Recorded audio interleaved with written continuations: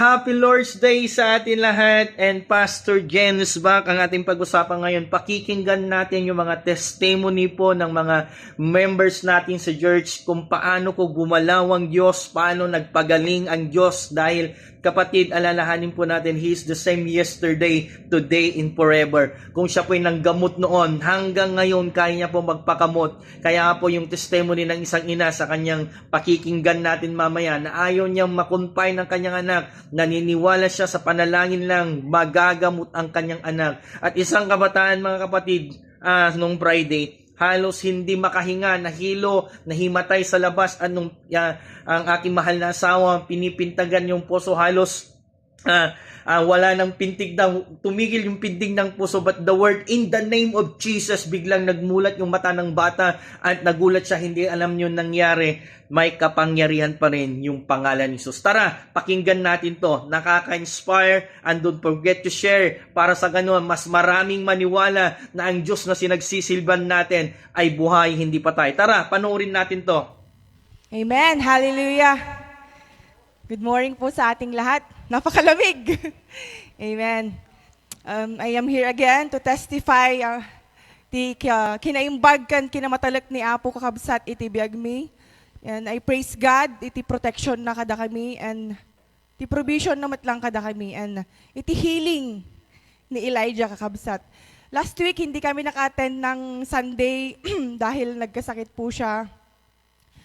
Nag-start po ng Thursday, morning na, and pina-check up ko po siya kay Pusadas. Kasi nagsusuka po siya, tapos may nagpupup po siya ng tubig, as in literally na tubig po talaga. And then, nung doktor, pag dire-diretso pong ganon is i-admit na siya, i-confine da kano isunan. Pero hindi ako pumayag. Lord, hanga mabalin ko na. Kasi yung ganong case po, talagang i-confine na siya kasi hindi po nagtitake yung katawan niya ng kahit anong milk, water, kahit ano po. Hindi po talaga tinitake ng katawan niya, sinusuka niya rin. So nga, di Friday, lumipat kami dito sa may infirmary. Nagpa-check up ulit kami. Ganon din po ang sinabi na kailangan po siyang i-admit. Yung Lord, hanggang mabalik ko na. I trust you.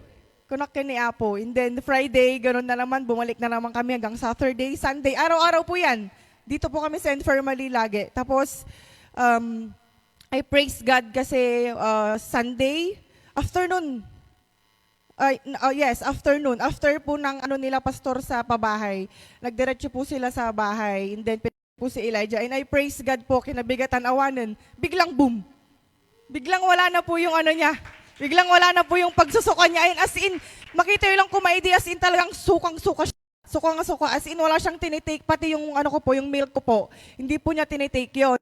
Na lang po siyang gumaling. Hindi ko nga po masyadong pinapatake ng gamot. As in, prayers lang na talaga.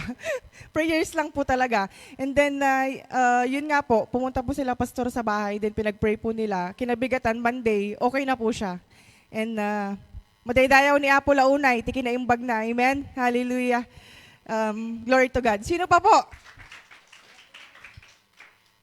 Ako din po magbabagi po ako ng kabutihan ng Lord. Nung Friday po is may gawain po kami dito. Tapos, pagpunta ko po dito is hindi na po talaga ako makahinga nun. Tapos, parang gusto ko pumunta kila pastor pero nahihiya ako nun. Tapos, lumabas ako nun. Tapos, hindi na talaga ako makahinga. Tapos, tinanong ko kung ano yung nangyari sa kanila. Sabi daw po nila is, kinakausap daw po ako nila pero wala po talaga ako naririnig. Tapos, parang, ilang buwan na po yun na tinatago kila lola na hindi pa ako makahinga kasi ayoko po na another gamot na naman po yung bibilhin po nila sa akin. So, ginagawa ko po is nag-inhale po ako sa plastic or eco bag po. Tapos, mga ilang araw po atang parang hindi pa ako makatulog ng maayos. Tapos, pinag-pray po ako nila pastor, okay na po yung pakiramdam ko po. Parang